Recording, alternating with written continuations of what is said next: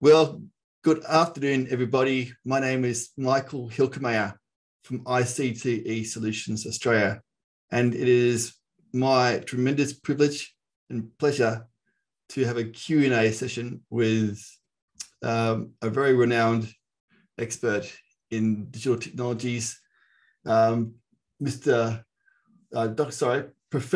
Michael Dezuanni. Is that how you pronounce it? Yeah, that's good. That's fine. Awesome. Just to read a bit of your profile, Michael undertakes research about digital media, literacies, and learning in home, school, and community contexts. He is the program leader for digital inclusion and participation for QUT's Digital Media Research Centre, which produces world-leading research for a creative, inclusive, and fair digital media environment. He is also Chief Investigator in the ARC Centre of Excellence for the Digital Child and has been a Chief Investigator on 6 ARC linkage projects with a focus on digital literacy and learning at school, the use of digital games in the classroom, digital inclusion in regional and rural Australia, aided in low-income families, and the use of screen content in formal and informal learning. Just to say the least, that is quite impressive. And I'm in absolute awe of you, Michael, to be speaking with you today. And I've been looking forward to this opportunity for a long time. And yeah, there's so much to discuss, but you have, so limited time. So I just want to get a few things out of the way for anyone who's listening. If you would like to go to chat, you can click on any of those links that I've put in there for you to go and visit my LinkedIn and Facebook group on technology in early childhood education. There's also a link there for my free online course, how to successfully integrate technology in preschool activities, which should give you the foundation that you need in order to really be able to start making an impact on child learning through digital technology today. So without holding back any further, Michael, thank you for joining us today. In your view, why do you think iPads and other mobile technologies are becoming more prominent in early childhood learning centres today? Oh, thanks, Michael, and thanks so much for having me along. I feel kind of humbled by the introduction you gave me there, and I guess the long list of things you read out is just indicative of the amount of time I've been doing this for. So to answer your question, I think the main reason that iPads are becoming more popular in early years centres is because they provide a low barrier to entry for younger children. That's the main reason. So, iPads have been with us now for what, over 10 years, or at least close to 10 years, I think. And I think the really revolutionary sort of aspect of iPads was that they take away the need for having to use a keyboard. They take away the need for requiring a mouse.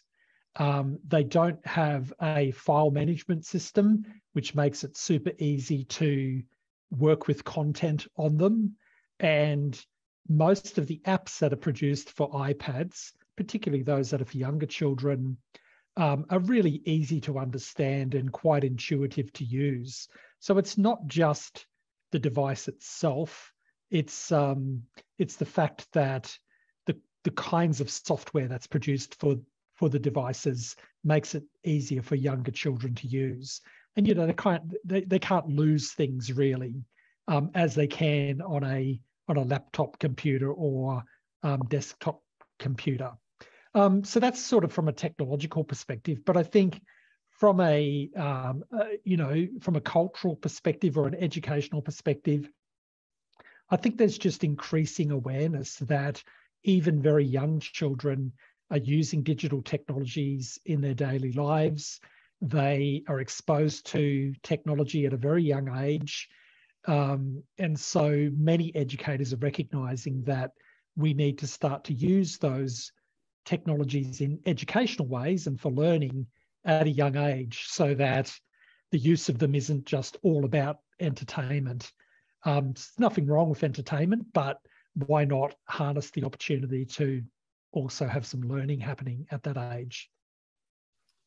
How do you think this will impact child learning, and what will be the role of iPads, for example, be in the future of education?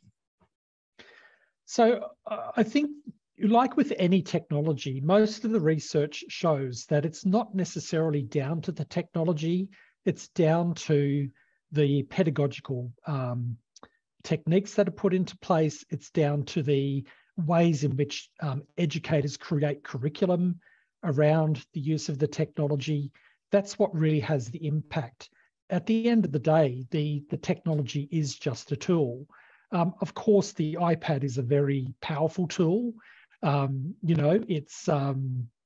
It combines a media production studio potentially with a device for accessing information from many sources. Of course, it provides access to video. It provides access to many apps which are creative and interesting and engaging and so on. So yes, it's a very sophisticated device, but at the end of the day, unless a teacher creates a learning experience around that device, nothing particularly interesting will happen educationally. So I think that the iPad provides potential, but it doesn't necessarily transform education in and of itself. And I think that's really important to recognize. So I do get concerned where I see schools introducing iPad programs or other tablet device programs, and the use of the device tends to be, either used as a reward or is used just to send kids off to a particular app to use for half an hour, and then they come back to just doing their standard classroom work. And the teacher, and that kind of represents downtime for the teacher in a way. If iPads are going to enhance education, they have to be integral to the teacher's work, and they have to be integral to all of the complex planning and so on that goes into providing rich educational experiences for children. In what way does a child's use of the iPad in their home environment have on their ability to use them effectively in education? Well, there's no doubt that where we see devices available in the home, children become more comfortable with them, they are more confident with using them, and they therefore, when they get to use them at school, they're advantaged in a way. Now, the group that misses out really in that scenario is children living in low-income families who either don't have access to the internet at all, or who might have limited access to the internet, or if they have access to the internet, they may not have regular access to a device of their own. So we know that for children in that lowest income bracket, about 10% of them do not have internet access. And that represents actually quite a significant number of children in Australia. And so those children are really missing out. And so if they then go to school and they're given access to an iPad at school, that's terrific. At least they get that access when they get to school, but they will be behind their peers even at that point. It's probably not such an issue for iPads because iPads are at least relatively intuitive and pretty easy to get going with.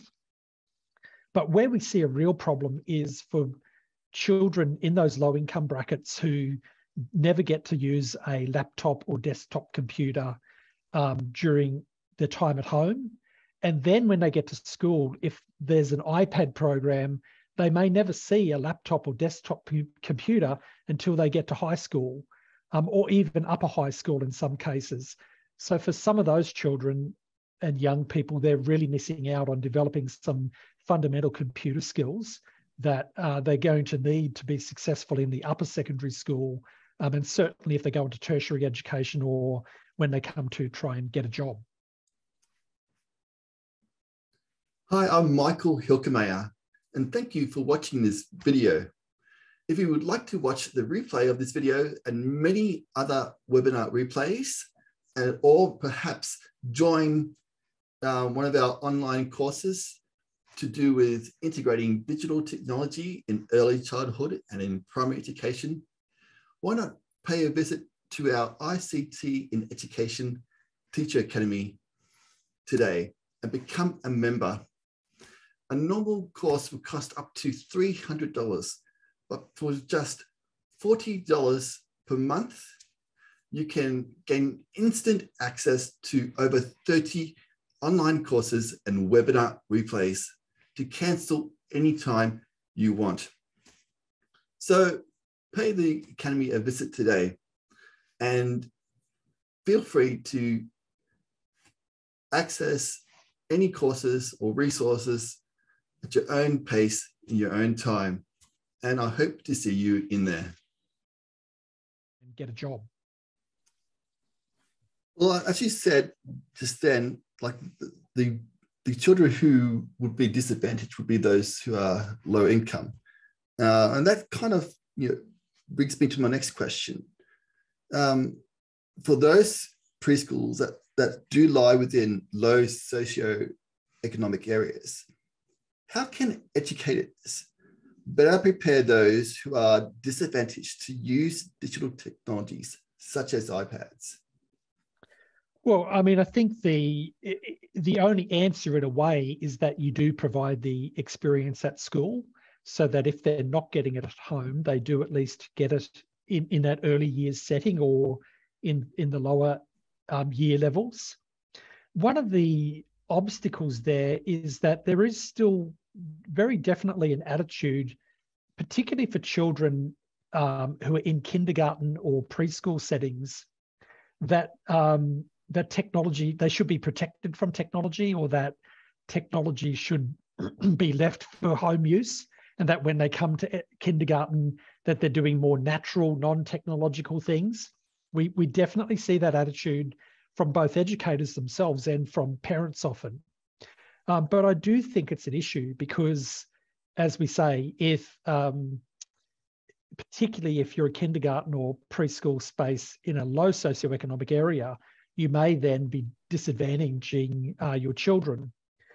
We see a lot of emphasis, for instance, placed on literacy development. And we know that preschool educators pay attention to the early years learning framework, for instance. And we know they do that because they want their children to, all children to be going into the first years of schooling with the best possible start. But we probably need to be thinking about technology that way too, so that if we think about, kindergarten as a kind of protected non-technological space, we're trading that off against that opportunity to start to learn some of those important early digital literacy skills. One way in which I see being able to provide these children with assistance is through the use of unwanted iPads or other digital technologies in the community. In what other ways do you think the community can help close the digital divide in these areas? So I do think that repurposing devices and including laptop computers and desktop computers is one very definite way that access can be provided where access didn't exist before. And we see some examples around the country of some very successful recycling schemes where computers are donated to low-income families and so on. And that's absolutely a very positive thing to do and a very productive thing to do. It's not without issue because recycled computers tend to be by nature out-of-date computers. And we know that there's a kind of built-in redundancy with technology, so that, you know, if the machine or the device that's being donated is already 5 or 6 years old, it's probably got only a couple of years worth of use left in it before it can no longer run the latest apps and so on. So, you know, we need to keep that in mind, that it's not a silver bullet. There remains issues with it, but it's a positive step.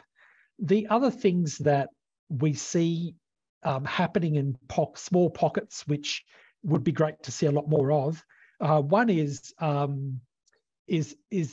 addressing data poverty. So we see some schemes where people are able to donate their excess data to low-income families. Now that often requires the cooperation of a telco who's willing for that to happen. And we do see some instances where that's been made possible, but it's still quite rare.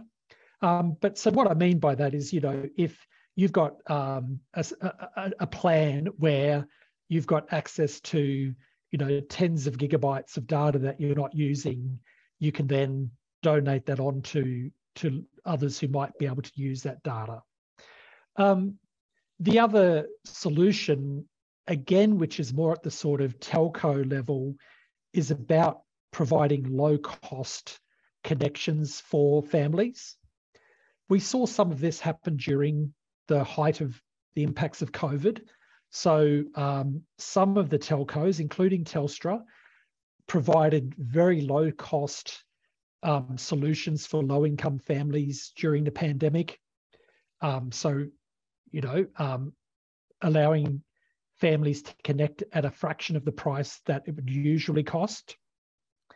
So that's, again, a definite solution. It needs to be said too that Australia is actually quite expensive by international comparison when it comes to both broadband data connections and mobile phone connections.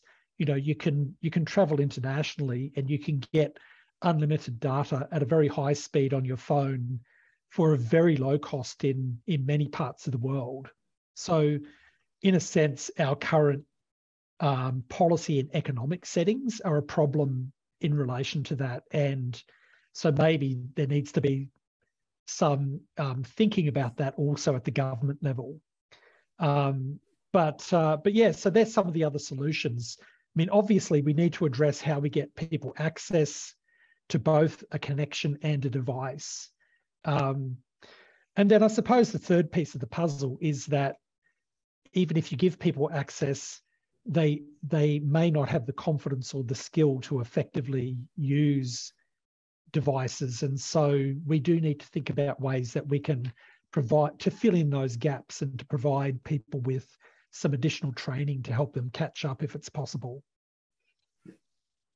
In relation to fine motor skill development, this is quite significant in the early years. How central is the use of digital technology such as the iPad and other tablet computers in enabling young children to practice these in the early learning environment? So I preface my comments by saying that I'm not an expert in fine motor skill development. And so I'm sure that there would be arguments around this from people who focus on this area that might be different to mine. But so for a start, I think it's important to note that one of the main debates to be had here is around children's pencil skills and their ability to use a pencil or a pen to write, and the fine motor skills that need to be developed around those pencil skills. And that's definitely a debate within literacy research in relation to digital technologies. So there is an anxiety that if children are spending more time on digital devices, that they don't spend time developing their fine motor skills through picking up a pen or a pencil or a colouring pen, or even a paintbrush. So I think one of the answers to that is to say that nobody's suggesting that just because you bring tablet computers into the classroom, that that's the only thing that they do. That absolutely children should still be developing pencil skills and developing those fine motor skills. Some of the best examples I've seen of the use of iPads have been where, for younger children, have been where children have created things non-digitally, using pencils and pens, or using paints and paintbrushes, and then they use the iPad to take a photograph of what they've created, and then they add additional layers to their creation, either through additional painting digitally or through recording a voiceover commentary about what they painted, and so on, right? So the best sort of pedagogy, I think, is very much a blended digital and non-digital pedagogy, where children are developing those fine motor skills non-digitally. Of course, if you're using a stylus or something like that on a touchpad, then you will, in addition, be developing fine motor skills that way. To come at it from the other angle, I don't know that you could argue that children develop sort of very specific fine motor skills just by tapping and swiping. I mean, they learn to use an interactive interface that way, and certainly there's a skill in tapping and swiping and pinching and so on a screen. But I've not seen research that suggests that that necessarily develops what we traditionally think about as fine motor skills. Well, you've kind of answered my next question, was whether or not you could provide any examples in that regard.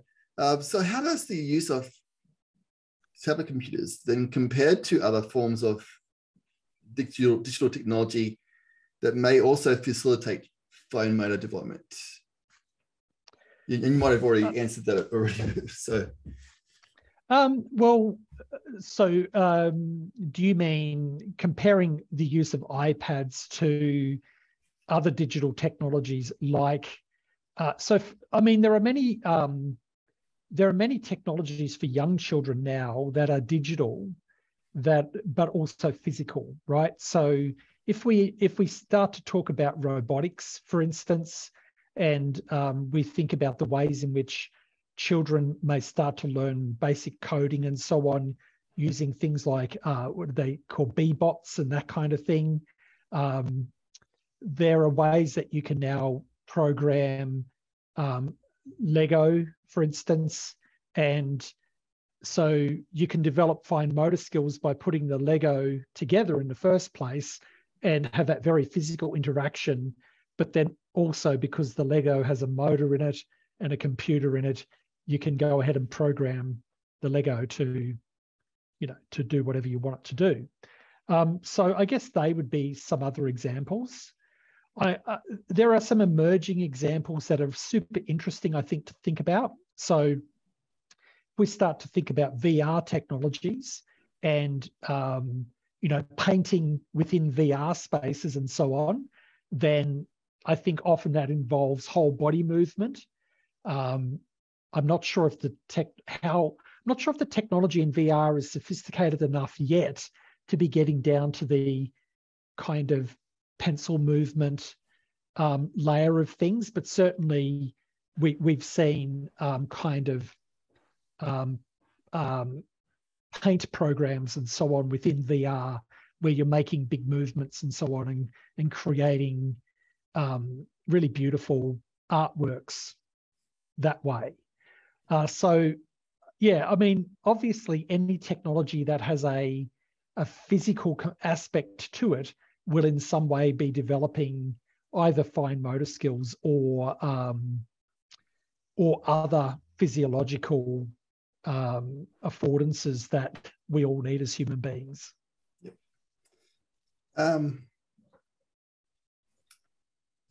What are the main concerns I think that that is out there in relation to the use of iPads in early childhood learning environments? Is, of course, children's posture, and when they all sit down in a circle, and the mobility of the tablet computers like iPads make it easy to take anywhere. However, there are concerns about about children's posture, for like when they are sitting in a circle with the iPad. In what way can early childhood educators work with young children that addresses much of this concern about posture in children? So I think within an educational space, one of the really important things to be thinking about is that the iPad is a mobile device. It's not a device that needs to be used on a tabletop necessarily. So I have seen some instances in early years spaces where they've created a technology corner, right? So, you would know that kindergarten spaces are often set up in zones, and children can sometimes just move freely between those zones, depending on what is happening at a particular time of day. But if you have this sort of technology zone in the back corner, and the iPads are all lying flat on the table, and then the children have to go and sit in their seats and kind of hunch over the iPads to use them.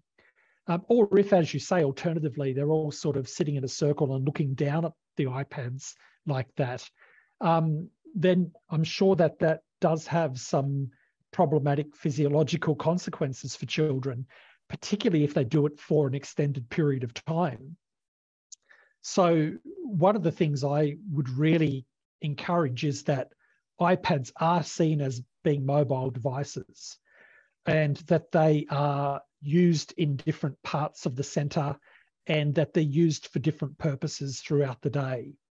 So I think we all forget sometimes that iPads are actually wonderful recording devices, and that actually they've got often have a very powerful camera on them, and you can use that camera to capture all sorts of things in an environment. And then you can use those photographs for a purpose, for learning and creativity and literacy development and so on. So I know one kindergarten I worked with, they had a real worry that if they let the children carry the iPads around, that they would get damaged or dropped or whatever the case is. And it wasn't until they got really robust covers for the iPads that they were happy for the children to move around with them. But once they allowed that to happen, it really did open up a lot of possibilities for the use of the iPads. I do think we need to teach children, just as we need to teach children about screen time as a broad concept and not spending too much time on screens. We need to teach children about posture and how to sit with a device. Maybe we can set up furniture and zones in a way that is more conducive to good posture. At the end of the day, young children kind of do flop all over the place. They do lie where they want to lie. And so, there's only so far you can push that disciplining of how they use their bodies, I think. But I think the key thing is that educators are on the lookout for those kids who are just sitting there for ages, not moving in one position, hunched over. Same goes for home, by the way. If absolutely, yeah. Moving on to another topic now. One of the key things I found out about your research is how you discussed the possibility of, what you would call digital storytelling with the use of iPads. And in a way, can iPads be used, in which way can iPads be used in the early learning environment to facilitate digital storytelling?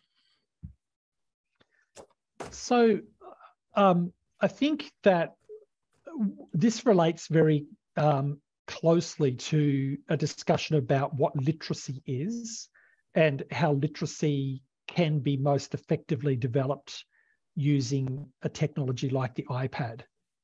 So in a study that we conducted, one of our key findings was that we were quite critical of the kind of finger tracing, letter recognition apps for literacy development.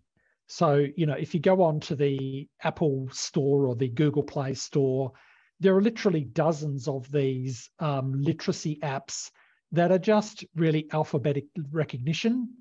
So, kids get rewarded for tracing their finger over the A. And, if you do it correctly, there's a lovely sound and, we see stars and rainbows or whatever the case might be. And I think letter recognition apps and those basic sorts of phonics apps have their place, but that's not really the best or most effective way to use iPads for literacy development. We know that literacy is well developed when children are having rich conversations where they're learning to use language in new and interesting ways, when they're having conversations with teachers and other students and so on. And so I would argue that digital storytelling is a really wonderful way to provide those kinds of opportunities. So now digital storytelling can be defined quite strictly as being a particular sort of thing. And certainly there have been movements around digital storytelling where the product has to look a particular way. That's not really the version of digital storytelling I'm talking about. I'm talking about any instance where you combine images, writing, sound, and effects to tell a story. And that story may be fictional or it might be non-fiction. So it might be a story of what is happening out in the playground today. So it might actually be like a reporting type story. And so you ask the children to take the iPads outside and take 4 photographs that provide a sense of the story of the playground. And then they bring those photographs back inside and they sit with the iPad. They get introduced to an app. Maybe it's an app like Book Creator. And they import those photographs into the app. And then they record themselves talking about the photographs. Or they get up in front of the group or with a partner and they explain what their photographs mean. To me, that's a form of digital storytelling, and it's absolutely a way that you can develop literacy in a sophisticated and interesting way using an iPad. So in research that we did some really interesting things with this. So one example was we got the children to redesign their kindergarten playground. So they went outside and took a photograph of the playground. And then when they came back inside using an app where you could draw over the top of the photograph, they had to draw new things on top of the photograph to represent what they would like to see in the playground. So, children drew swings or slippery slides, or, I remember one young girl drew a fairy garden because she wanted the fairy garden to be part of the kindergarten space. We had those children then record their voice explaining what they had designed. To me, that's quite sophisticated literacy development for 3 and 4-year-olds, right? Absolutely. And, yeah. So that's what I mean by digital storytelling using iPads. Yeah, I recall actually in your research, I was just going through the other day, that story about the playground and the different apps they use and what the teachers did in that regard. Part of the pedagogies that can be used or is used in relation to iPads in the learning environment is constructivist pedagogies. And they are very closely connected. Why are the use of constructivist pedagogies so important in the use of iPad, though, in the early learning environment? Yeah, well, I mean, at the end of the day, I guess I would, we can talk about this in a very straightforward way, right? So you can have a pedagogy which is all about transmission and all about trying to teach from a central point of just handing over knowledge and having children replicate knowledge that is predetermined. Or you can help children to have experiences where they are constructing knowledge for themselves. And of course, in a very scaffolded way and in ways that lead them to new and more sophisticated knowledge. But I've always been more an educator that's preferred constructivist learning rather than the transmission model of learning. And the reason for that is because I do think it allows educators to tap into children's passions and interests. It allows educators to connect children's prior knowledge to new knowledge in sophisticated and meaningful and authentic ways that are much more difficult to achieve with the transmission model of education. And so this comes back to what I was indicating earlier, I think, about the sort of finger tracing apps. In a way, the finger tracing model is a form of transmission. It's, here's the knowledge, do these tasks and you will get the knowledge. And that's kind of it, right? Whereas if you use the iPad in that richer way and use it in ways that it was intended as a multimedia production device, then you're going to be constructing knowledge in much more meaningful and fulfilling ways for the children, I think. How does the use of these pedagogies then support the use of iPads then for learning?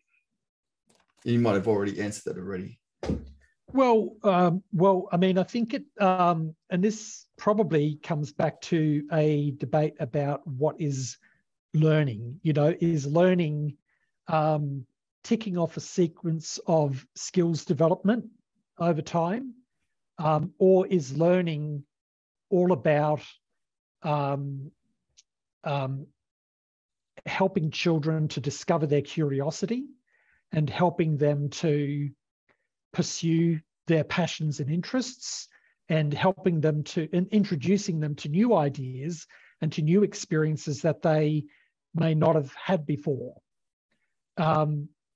So to me, that's a much richer experience of education, certainly for children who are meant to be primarily undertaking play-based learning in early years centres. I think that's a much more appropriate pedagogy anyway. There is an argument. There's a researcher, fellow called Mitch Resnick, who's at MIT. I'm not sure if you've ever heard of Rich. He sounds familiar. Mitch. Yeah. Yeah. Yes. He's the guy who invented the Scratch software. Yeah. That gets used in lots of schools to teach kids. To teach kids programming. And he wrote a book called Lifelong Kindergarten. And his argument is that at MIT, which is, of course, widely recognized as being probably the second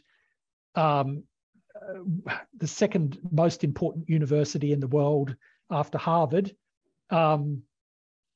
his argument is that in his courses at least, the pedagogy they use is very much like kindergarten pedagogy, that they try to get students to forget what they learnt in high school, to forget about learning facts and figures and rote learning and so on, to forget about, ticking off the boxes of attainment, and to go back to developing that curiosity and that passion and that interest, and very much so creating that problem-based, project-based model of teaching and learning.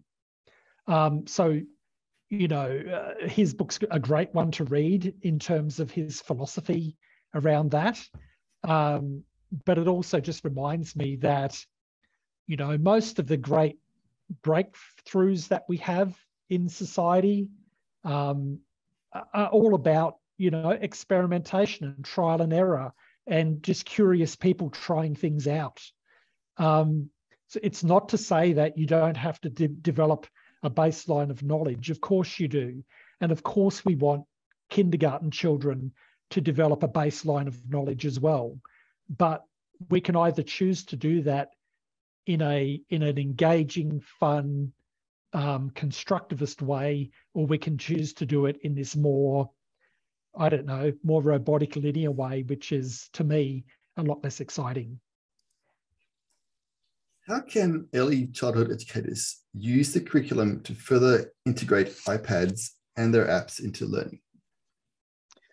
So I think this is a really good question in terms of, should we think about the iPads as a thing that gets done that is kind of technology time?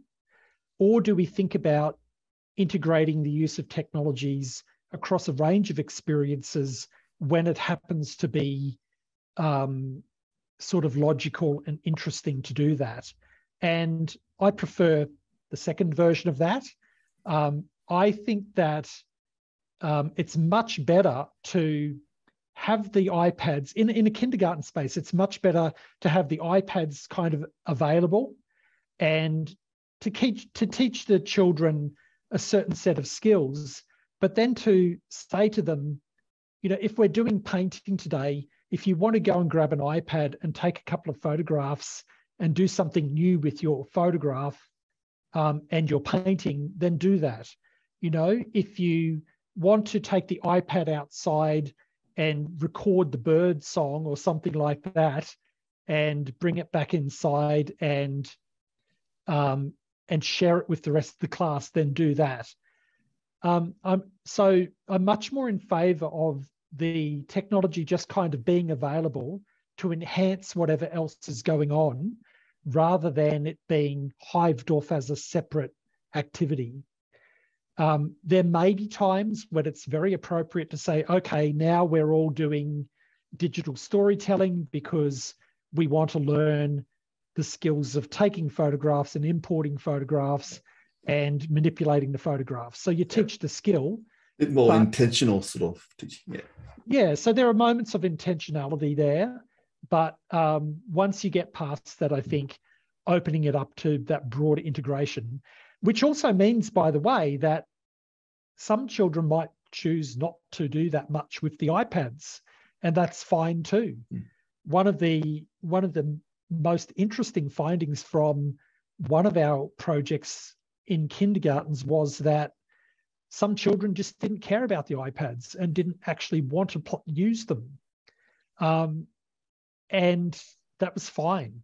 They wanted to go off and play with the Play-Doh or play in the corner where all the trucks were. And the interesting thing about that is that if you just make the iPads sort of if you give them the same status as everything else in the environment, then they're no longer necessarily a special thing or something that has to have its own attraction. It just becomes another tool or another experience. And I quite like that. I think that's important too. Yep. Recently, you might know that the Australian curriculum made changes to what was once the ICT capability learning continuum. It's now the digital literacy learning continuum. And there are some similarities in that area. How can iPads be used to develop digital literacy in the early learning environment? So I think it comes down to how digital literacy is defined as different kinds of knowledge in those early years. So on one level, at that stage, digital literacy will be just simple skills development. So it will be about using a technology to achieve something. Now, to me, as I've been saying, that doesn't need to be an exotic thing that happens, right? If you're involving iPads in everything else you're doing, or if they're just regularly available, then children will learn to use the technology to do things. It will just be something that happens. But if you start to look at other aspects of that curriculum, and I haven't actually looked at the most recent version of the Australian curriculum in that strand that you're talking about, so I'm making some assumptions here. But if, for instance, one of the things is that you're starting to teach sort of an early version of programming, say, then it might be that you find an app that does require children to start to make some of those computational choices to start to learn an early version of programming, or maybe you're using the B-bots to do that instead, or a combination of the two. But I also think that the more creative stuff that I've just been mentioning is also very much about digital literacy development, because at the end of the day, you develop digital literacy for a purpose. You're either trying to tell a story, or you're trying to communicate, or you're trying to make a machine do something that it wouldn't do if you didn't know how to achieve that. They're the sort of building blocks of digital literacy, really. The other component, which is really important, and as I understand it, this may have been introduced into the new curriculum, is that starting to develop a critical awareness around digital technology. So starting to introduce some of the beginnings of understanding online safety, that sort of digital citizenship stuff around having a balance of technology and technology in your life, so screen time and not screen time, and even starting to ask some critical questions about why certain types of media exist, for instance. So even with quite young children, you can start to introduce the idea of advertising and, why is this piece of media trying to persuade me? Or if we're talking about a show like Bluey, for instance, you can talk about why is the character of Bluey created the way that they're created? What is it about their personality that you like? Or do you have a favorite member of that family? Or is this the only way families can be represented in the media? And that kind of thing. So for me, digital literacy is not just about the skill and the intentional use of the technology. It's also about this sort of critically reflective component as well. Another thing I found about in your research was about digital media literacy and conceptual understanding. I read in your research something that truly, truly resonated with me quite a bit. You discussed the importance of conceptual understanding when using iPads in early childhood education for the development of digital media literacy. conceptual understanding underpins the learning of techniques and enables the transfer of learning. So what examples can you provide of children's understanding of concepts with the use of iPads in early childhood? And how was the learning transferred to other ICT situations? So this does build a little bit on what I was just saying about starting to think critically about the use of media and technology and so on. But that conceptual kind of framework that I'm referring to there is one that's been established within media education and media literacy education. It actually underpins another part of the curriculum, which is just as important, I think, as the digital literacies curriculum, which is the media arts strand of the Australian curriculum. So media arts, there isn't really a version for kindergarten, but there's certainly a version written from foundation through to year 10. And that media arts curriculum is all about storytelling with images, sound, and text.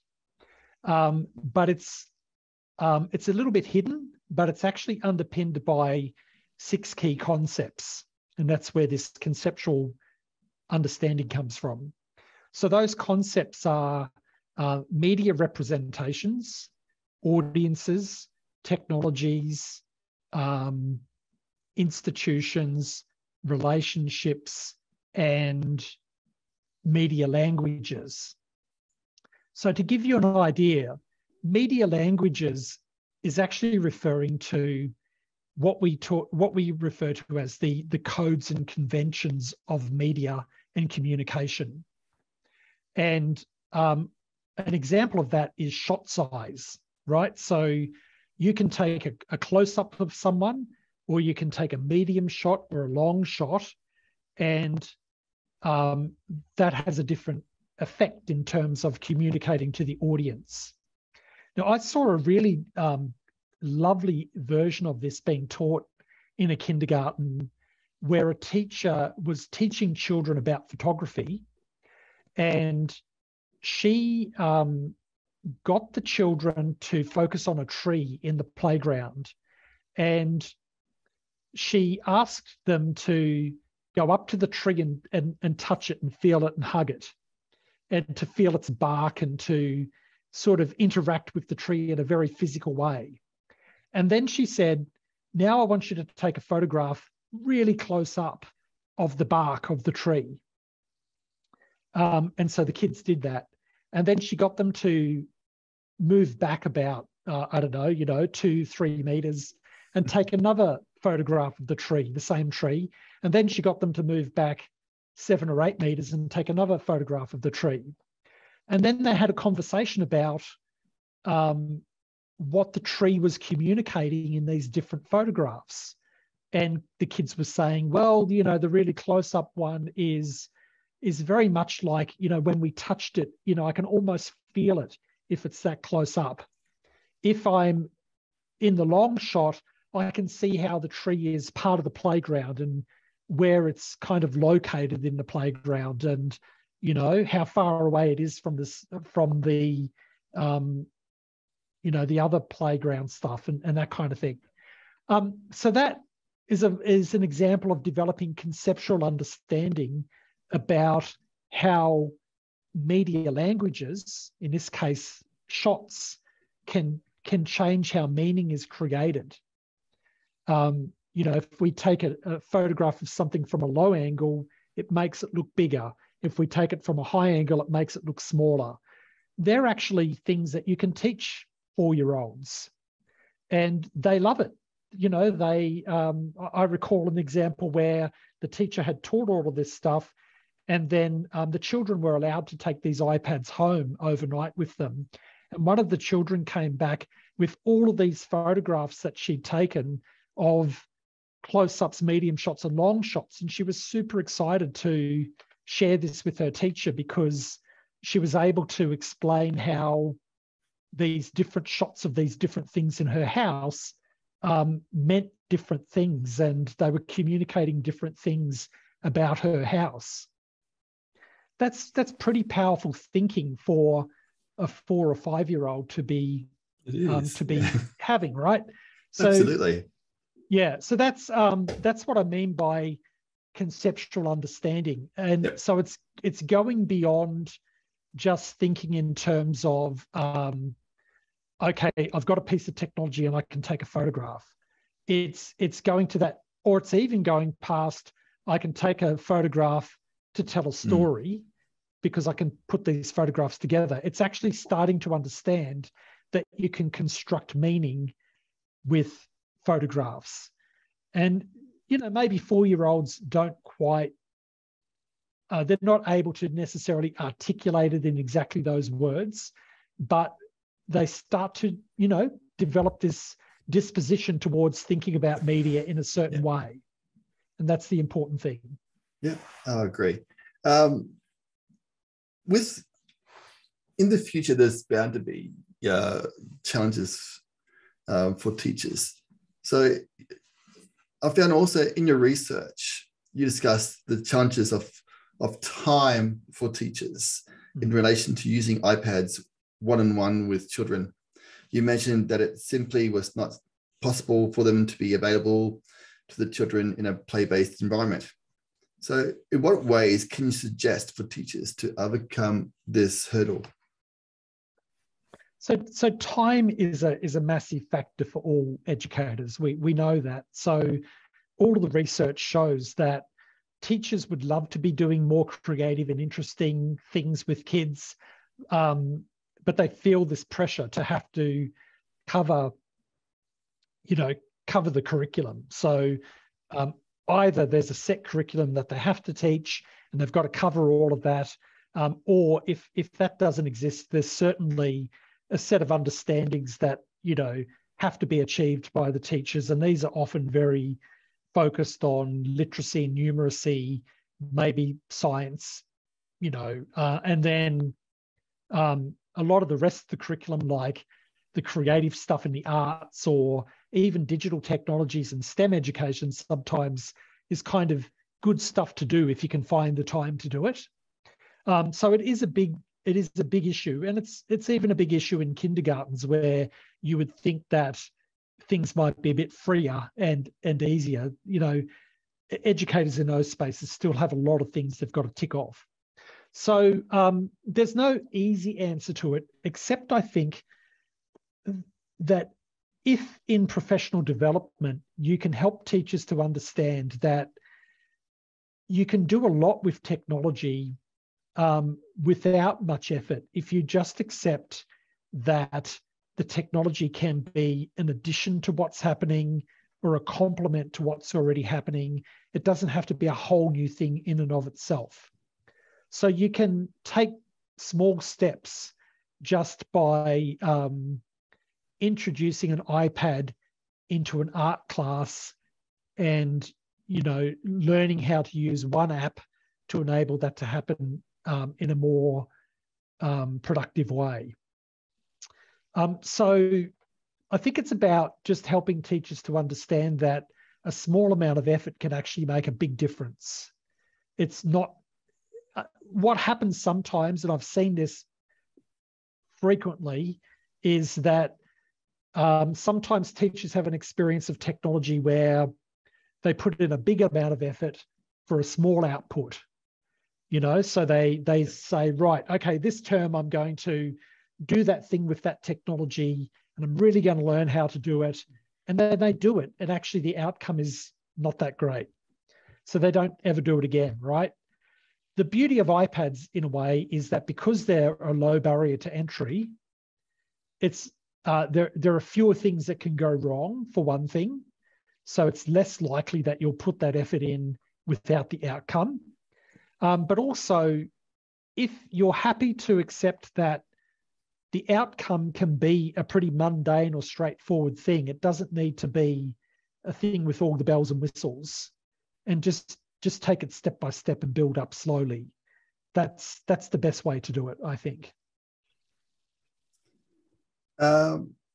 What other challenges do you see educators face with iPads, and what other strategies might you think will help them? Sorry, can you just repeat that question? Sure. Yeah. What other challenges do you see educators face in relation to iPads, and how do you think they might be able to get over that? Look, I think the other challenges, I think that the challenge around accepting that technology as a part of childhood is a real one. I think that there is very much an attitude that children don't need to start using technology until they're in, year 2 or 3 or something like that. I think that there's plenty of evidence to show that it's important to start developing digital literacy skills from a very young age. And as we were saying earlier, particularly in terms of inclusion for children who might otherwise miss out at home, it's important that they get that experience even in an early years setting. So I think that is a barrier and a challenge that we need to address and that early years educators need to consider. I think that there is a cost factor. It's not necessarily inexpensive to buy a set of iPads and to set them up and to have the cost of downloading apps and all of that sort of thing. There is a little bit of a challenge around how you manage the iPads, how you make sure they're updated, how you have the latest version of a particular app and that kind of thing. There is one of the challenges that comes up with iPads is that because they are intended to be individual devices, if you're using them in a shared sort of scenario, then you do come up against things that become problematic. So if, in like some kindergartens have a morning session and an afternoon session. So if a child has been using a particular app in the morning on a particular iPad, you've either got to save everything off or you've got to find a way to ensure that when the child in the afternoon session comes along, they start fresh with the app with their own ideas and that they don't interfere with the work that's already on the app, on the iPad and on that particular app.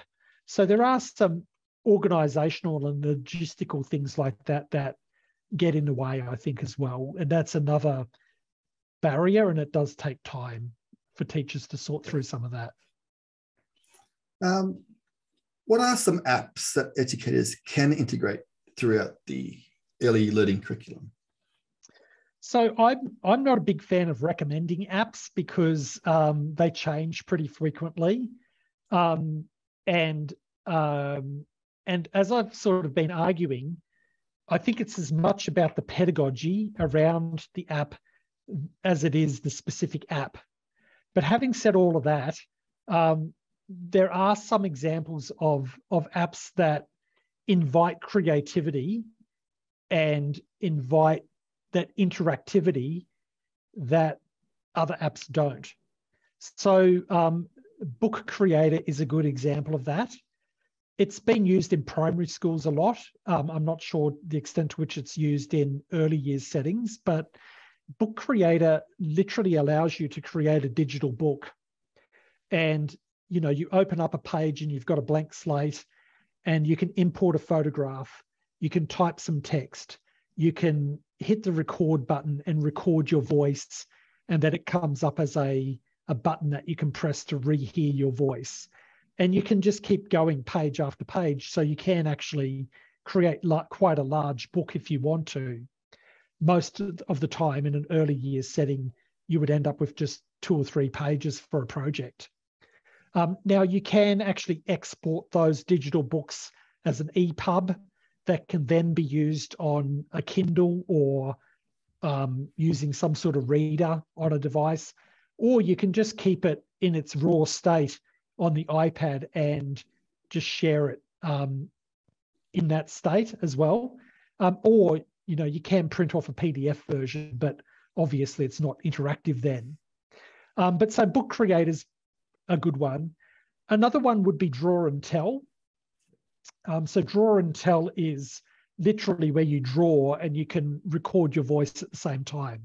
So children can do all sorts of things with this. They can just draw a picture and explain why they're drawing it the way they're drawing it, or they can tell a story about what they're drawing as they're drawing it, or they can take a photograph and then draw something over the top of the photograph and record an explanation about why they're drawing what they're drawing. So that's really creative and interactive, and is focused on developing those speaking skills, and which is pretty powerful in terms of literacy development. So they'd be two examples that I'd recommend. The use of digital technology in early childhood education, such as iPads, is growing in prominence amongst many early learning environments. However, there are still those who don't see a place for it in children's learning, as you mentioned earlier. How can preschool and other learning, how can preschool and other early learning educators advocate for the use of digital technology today? So I think, for one thing, I think sometimes this kind of discussion and attitude is, it gains a lot of attention, but it doesn't necessarily have a reality in research when you conduct the research. And what I mean by that is, when we conducted one of our projects, we surveyed all of the parents. And yes, there was a handful of parents who were really worried about the fact that we were wanting to introduce iPads into the kindergarten space. But actually, the majority of parents were not worried at all, and thought it was a good idea because their children would start to learn digital skills.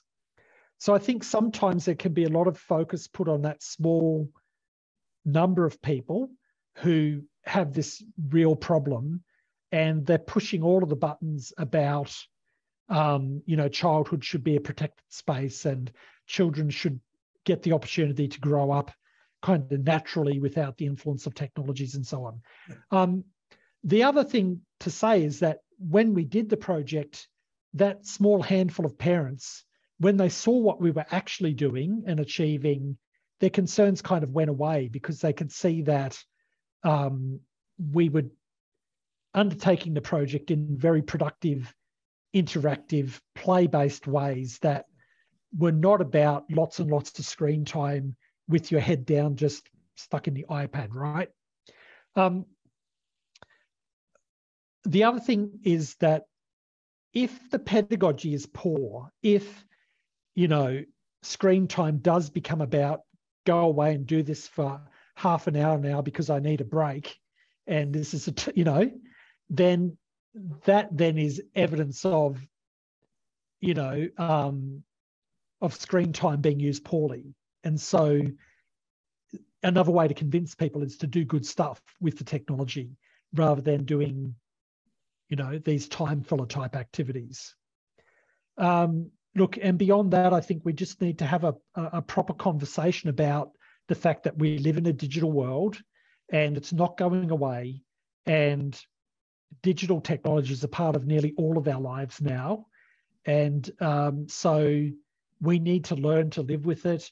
We need to find ways to do education around this for even very young children in really productive, interesting ways, rather than just assuming that it's going to go away, which it won't. Yeah. Before we go then, is there a final message or point otherwise that you would like to add that we haven't discussed yet today? I don't really think so. I mean, I think the one thing that we haven't possibly talked about is that we've talked about iPads a lot, but of course, iPads are not the only technology that's available. Of course, there are Android tablets, and there are other types of devices that you can get for early learning scenarios as well, some of which have different types of functionality or limited functionality, or just different kinds of functionality. And so I don't want to give the impression that iPads are the only technology that can be used successfully with young children. They tend to be very popular, of course, but as I've been saying, it really comes down to how you use the technology rather than the specific technology itself. Yeah. So I don't want this to come across as a big advertisement or advertorial for iPads, I guess. It just happens that most of the projects I've been involved with have used iPads, but you know, you could do most of what we've been talking about with other technologies too.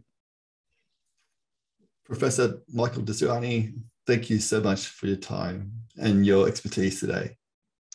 It's been an absolute pleasure.